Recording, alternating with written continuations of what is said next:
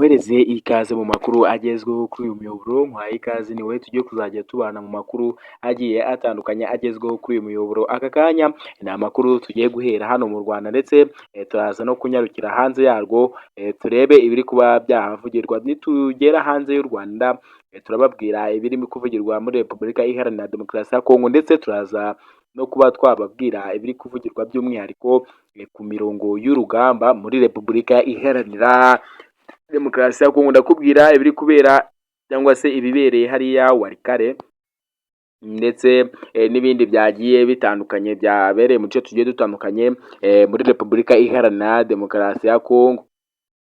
Ibyabaye byo nagahomamunwa, dore ko rwose bidateze no kurangira, dore ko intambara navuga ko aribwo yaba igiye gutangira muri uyu munsi ku Gisozi. Ni ahubwo ni mu Rwanda, reka amakuru nyahere hano mu Rwanda. Uyu munsi ku Gisozi mu kagari ka Ruhango, umudugudu wa Murambi, navuga ko umugabo cyangwa se ni umugabo wari ufite abana, ndetse navuga ko uyu mugabo ibintu ubwe uyu mugabo rwose witwa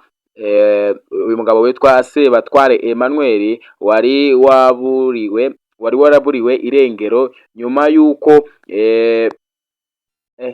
ibintu biteye ubwoba. Umugabo yari yaraburiwe irengero, ariko nyuma y'uko inzu yabagamo ahiramo. Mbega ibintu biteye ubwoba we. Noneho reka ninjire mu makuru. Inzu yabagamo yaje kuba yahiriyemo abana be babiri, ndetse bamaze no kuba bitaba Imana. Abana babiri bari basanzwe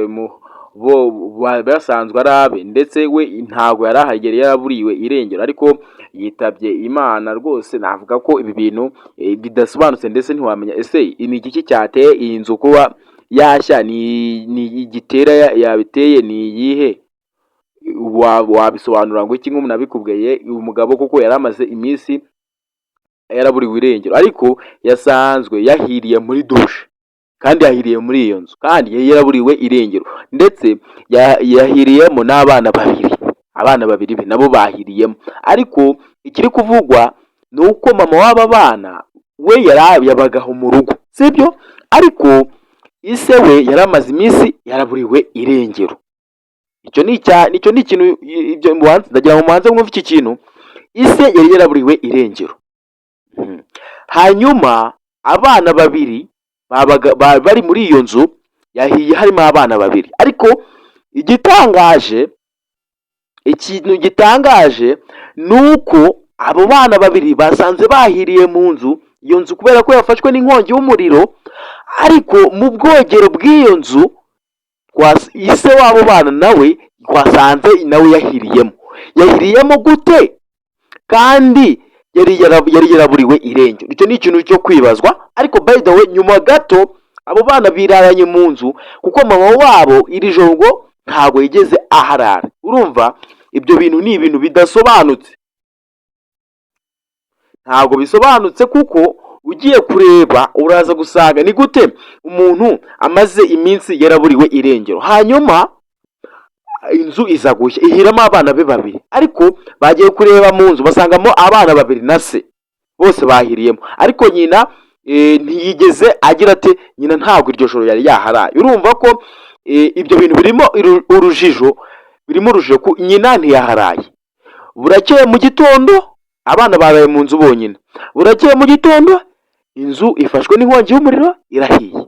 Bagiye kureba mu nzu basanga ise nawe yahiriye mu nzu hamwe n'abo bana.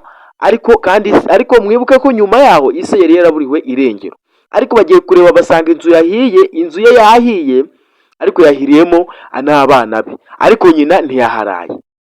Urumva rero ibyo ni ibintu bidasobanutse, dore ko inzu ye yari imaze gukongoka yarangiye, abantu baje kizimyamoto yahageze, inzu yamaze gushya, ndetse n'abo bana bamaze guhiramo. Ubu ngubu amakuru ahari kuri abo bana bo bamaze aka kanya rwose, aba bana bo babiri bamaze kuba bakwitaba Imana, nyuma y'uko ise yari yaraburiwe irengero, nawe ubu ngubu yamaze no kuba nawe yakwitaba Imana. Kamubwire ngo rero nimba ari ubwa mbere ugeze kuri uyu muyoboro, ugomba gukanda subscribe, ugafungura inzogera, ugakanda like, ugasharinga video ikazamuka ikagera ku bantu bose kugira ngo ibiganiro n'amakuru tubahereza bijye bibageraho. Kuko ariko man ibi bintu birababaje we.